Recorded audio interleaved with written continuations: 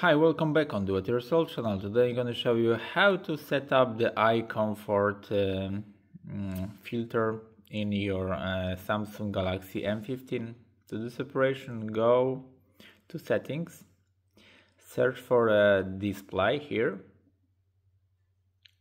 Yeah, that's it. Go down and search for an eye comfort shield. As you see, this option is now disabled.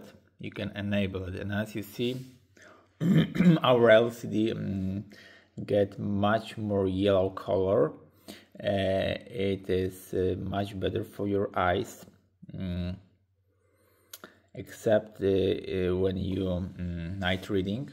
So it's adaptive mode now. You can take the custom and get the color temperature of the eye comfort, and you can set shadow on always on, sunset, sunrise, or custom, and it's only for your own preference. So I hope the video is helpful for you. If yes, you can leave like, leave comment, and leave subscribe, and see you by next video. Hey!